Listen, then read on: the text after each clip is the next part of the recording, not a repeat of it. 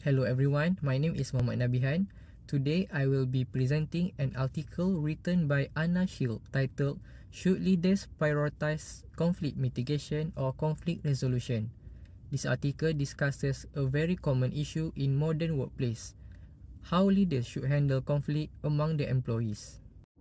The article explains that conflict skills are becoming more important in modern workplace.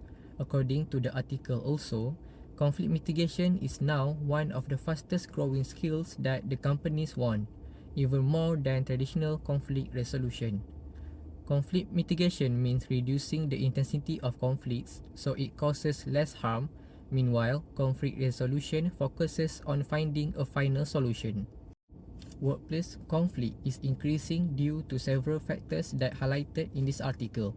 First one, tension about returning to the office. Second, managing different generation. Third, rapid changes caused by AI and job uncertainty. And lastly, a decline in emotional intelligence. The article argued that leaders should focus more on conflict mitigation rather than only on conflict resolution, and I agree with this point. The first reason why leaders should prioritize conflict mitigation more is because mitigation can reduce psychological harm. Unmanaged conflict often causes stress and anxiety because employees feel unheard and they may lose the trust in their manager. By responding early, the manager will protect the employee well-being.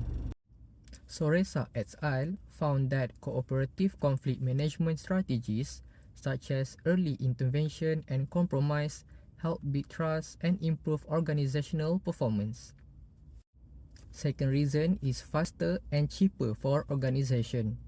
Mitigation requires quick conversations, clarification, or coaching to prevent the escalation that save time and money for the organization.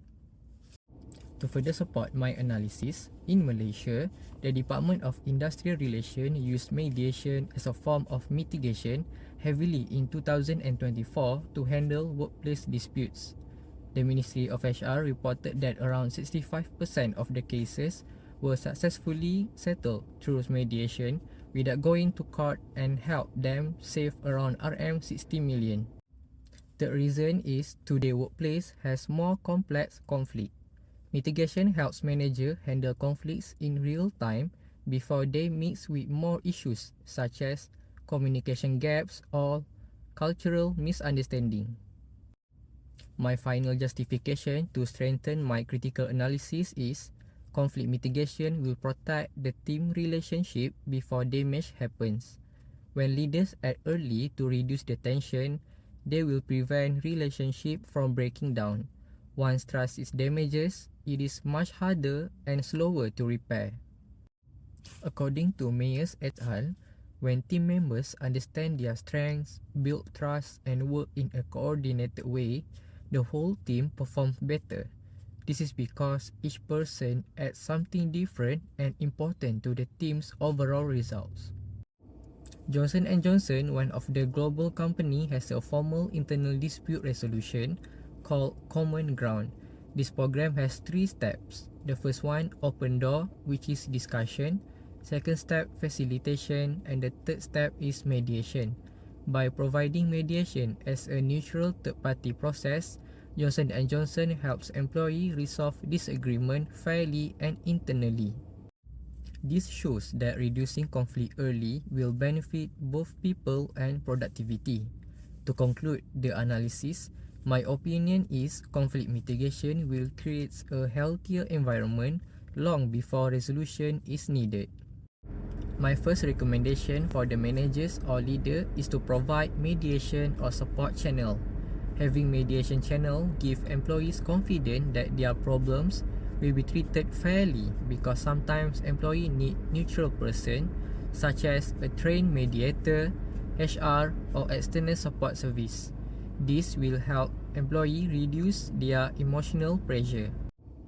Aravido et al. Concluded that sustainable leadership reduces conflict by promoting fairness, communication, and long-term trust. For example, when 2 employees have deep disagreement about workload or roles, neutral mediator helps guide a structured conversation, help both employees to understand each other and reach a mutual agreement. Secondly, managers should model respectful communication.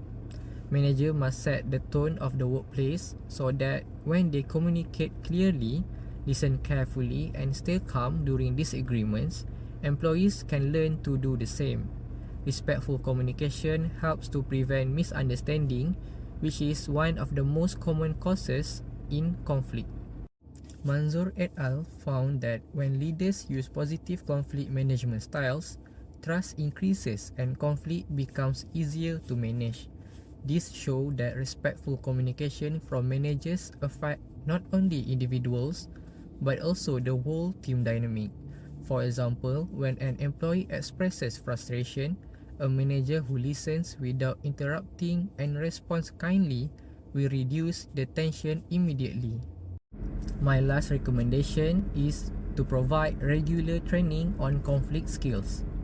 Managers should organize regular training sessions on communication, emotional intelligence, and conflict management.